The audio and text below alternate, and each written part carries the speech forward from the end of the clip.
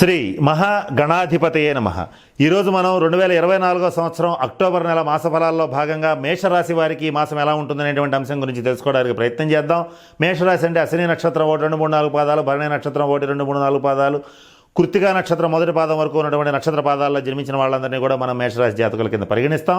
ఈ మాసం గ్రహగతులను కనుక పరిశీలించినట్లయితే వృషభంలో గురుడు, మిథునంలో కుజుడు, కన్యలో రవి బుధ కేతువులు, తులలో శుక్రుడు, కుంభంలో శని, మీనంలో రాహువు సంచరిస్తున్నారు. వీటితో పాటుగా రవి కుజ బుధ శుక్రుల యొక్క స్థాన మార్పు అనేటువంటిది జరుగుతోంది. ఈ మాసంలో ప్రత్యేకత ఏమిటంటే రవి కుజులు ద్వితీయార్థం నుంచి దాదాపుగా నీచ స్థానాల్లో ప్రవేశించి సంచరించడం అనేటువంటిది కూడా ప్రధానమైనటువంటి ఫలితాలను నిర్దేశిస్తుంది. కనుక ఈ మేషరాశి వాళ్ళకి ప్రథమార్థం బాగుంటుంది, ద్వితీయార్థంలో కొన్ని ఇబ్బందులు వస్తాయి. అయితే ద్వితీయార్థంలో ఏ ఇబ్బందులు వస్తాయి, ఏ రంగాల వాళ్ళకి ఇబ్బందులు వస్తాయి, ఏ రకమైన ఇబ్బందులు వస్తాయి, ఎవరు ఏ రకమైన పరిహారాలు చేసుకోవాలి అనేటువంటి అనేక అంశాలని వీడియో చివరిలో మీకు నేను తెలియచేస్తాను. అలాగే ఈ ఇబ్బందులు తొలగించుకోవడానికి మరిన్ని శుభ ఫలితాలు పొందడం కోసం మేషరాశి వారు రవి కుజ రాహువులకి సంబంధించినటువంటి శాంతి పరిహార క్రియలు జరిపించుకోవాలి. ఇకపోతే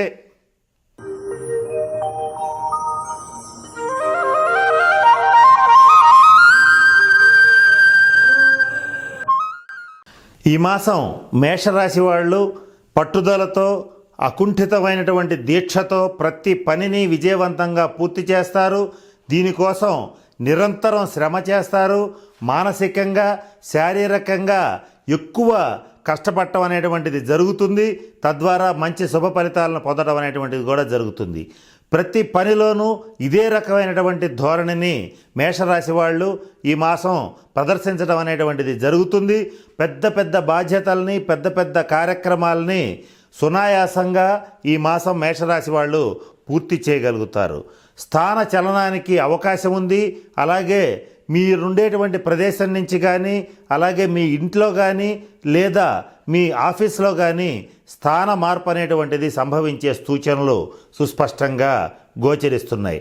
ఎవరైతే మేషరాశి వారు వివాహ ప్రయత్నాలు చేస్తూ ఉంటారో వాళ్ళకి అనుకూలమైన మాసంగా ఈ మాసం చెప్పవచ్చు. అలాగే గతంలో ఎవరైతే పునర్వివాహ ప్రయత్నాలు చేసినటువంటి వాళ్ళు ఉన్నారో వాళ్ళు ఈ మాసం మంచి శుభవార్త వినేటువంటి అవకాశాలు కూడా గోచరిస్తున్నాయి.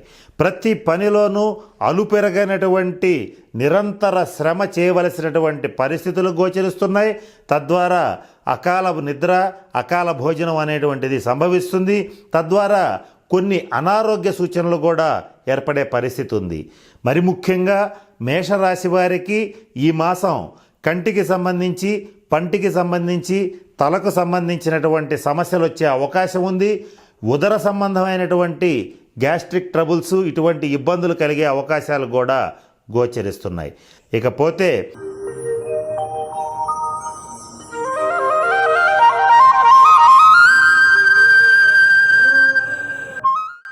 ఈ మాసం మేషరాశి విద్యార్థుల విషయంలో విద్యాయోగం చాలా బాగుంది. అలాగే ప్రభుత్వ రంగ, ప్రైవేట్ రంగ ఉద్యోగస్తుల విషయానికి వచ్చేటట్లయితే మీకు రావాల్సిన బకాయిలన్నీ కూడా సకాలంలో చేతికి అందుతాయి. మీరు మీ కార్యాలయ ప్రదేశంలో అంటే మీ వర్క్ ప్లేస్లో చక్కగా మీదైనటువంటి ముద్రను వేయగలుగుతారు. అందరినీ ఒక గాట తీసుకురాగలుగుతారు. ఈ కార్యాలయంలో జరుగుతున్నటువంటి అనేక అక్రమాలకి చెక్ పెట్టగలుగుతారు. మీదైనటువంటి అధికార ముద్రని మీ కార్యాలయంలో చూపించగలుగుతారు. ఇటువంటి శుభ ఫలితాలు గోచరిస్తున్నాయి. మేషరాశి రాజకీయ నాయకుల విషయానికి వచ్చేటట్లయితే మీరు పట్టిందల్లా బంగారంగా ఉంది. ప్రజల్లో కానీ, మీ పార్టీలో కానీ, చివరికి ప్రతిపక్ష పార్టీల్లో కానీ మీదైన ముద్రను వేసి చక్కగా ఆశ్చర్యానికి గురి చేస్తారు. మంచి ఫలితాలని సాధించగలుగుతారు. ఇకపోతే ఈ మేషరాశి రైతుల విషయానికి వచ్చేటట్లయితే ఎరుపు పంటలు లాభసాటిగా ఉన్నాయి. ఈ మాసం కానీ, ఈ సంవత్సరం కానీ ఎరుపు పంటలు మీకు చక్కటి లాభాలని లాభాలను ఇవ్వడం అనేటువంటిది జరుగుతుంది. వ్యవసాయం అనేటువంటిది ఎదుటి వాళ్ళకి చేసేటువంటి సాయం. కనుక మేషరాశి వాళ్ళు ఎన్ని కష్ట నష్టాలు ఉన్నా సరే రైతులు ముఖ్యంగా వ్యవసాయం మానవద్దు. రాబోయే కాలం అంతా కూడా వ్యవసాయానిదే. భూముల్ని అమ్ముకోవడం అనేటువంటి విషయం పొరపాటును కూడా చేయవద్దు. ఇది జరిగి తీరుతుంది. ఇది నిస్సంశయంగా జరుగుతుంది. ఇకపోతే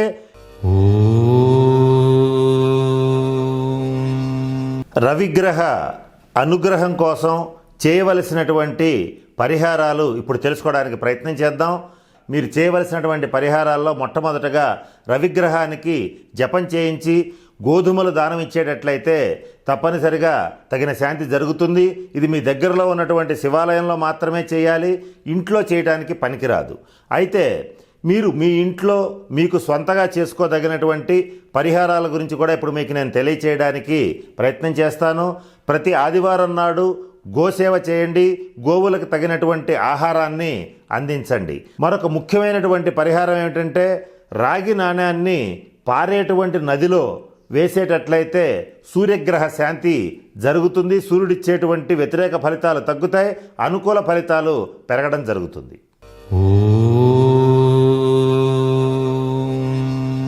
మీరు కుజగ్రహ అనుగ్రహం కోసం చేయవలసిన పరిహారాలు ఏమిటనేటువంటి అంశం గురించి ఇప్పుడు తెలుసుకుందాం.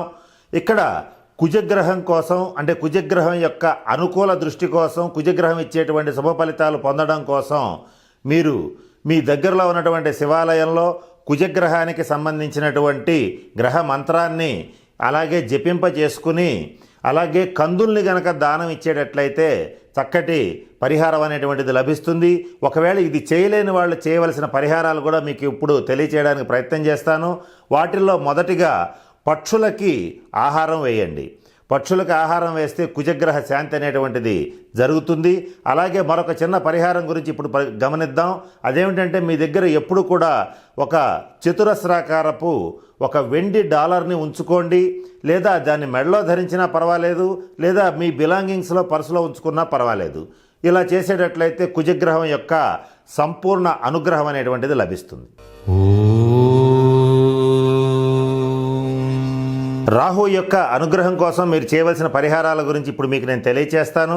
వాటిల్లో మొదటగా మీ దగ్గరలో ఉన్నటువంటి శివాలయంలో రాహుకి జపం చేయించి మినుములు దానం ఇచ్చేటట్లయితే రాహుగ్రహ శాంతి అనేటువంటిది జరుగుతుంది. ఇది దగ్గరలో ఉన్నటువంటి శివాలయంలో కానీ లేదా ఏదైనా సరే శివాలయంలో నవగ్రహాలయంలోనే చేయాలి. అలా కాకుండా ఇంట్లో చేసుకోవడానికి కుదరదు. ఒకవేళ ఇంట్లో మీరంతటా మీరుగా పరిహారాలు చేసుకోవాలంటే చేసుకోదగినటువంటి సులభమైన పరిహారాలను ఇప్పుడు మీకు నేను తెలియజేయడానికి ప్రయత్నం చేస్తాను. రాహు యొక్క అనుగ్రహం కోసం వెండి ఉంగరాన్ని ధరించండి, లేదా వెండి గోళీలు 4 తీసుకుని మీ క్యాష్ కౌంటర్లో పెట్టుకోండి. అలాగే మీరు రాహు యొక్క అనుగ్రహం కోసం మీరు వివాహితులు కనుక అయ్యేటట్లయితే మామగారింటితో అంటే పిల్లనిచ్చినటువంటి మామగారింటితో సత్సంబంధాలను ఏర్పరచుకోండి. వాళ్ళతో గొడవలు లేకుండా ఇబ్బందులు లేకుండా చూసుకోండి. అలాగే ఇక్కడ మా శనివద్ రాహుహు కుజవత్ కేతుహు అంటారు. అంటే శనిలాగానే రాహువు యొక్క ఫలితాలు ఉంటాయి. కనుక నల్ల నువ్వులు మినువులు దానం చేసినా కూడా రాహు యొక్క సంపూర్ణ అనుగ్రహం అనేటువంటిది లభిస్తుంది. కనుక నేను చెప్పినటువంటి అన్ని అంశాలను పరిశీలించి చెప్పినటువంటి పరిహారాలన్నింటినీ చక్కగా చేసుకుని మేషరాశి వాళ్ళందరూ కూడా చక్కగా అష్టైశ్వర్యాలతో భోగభాగ్యాలతో తొలతూగాలని మనస్ఫూర్తిగా ఆ పరమేశ్వరుని ప్రార్థిస్తూ సెలవు తీసుకుంటున్నాను. స్వస్తి.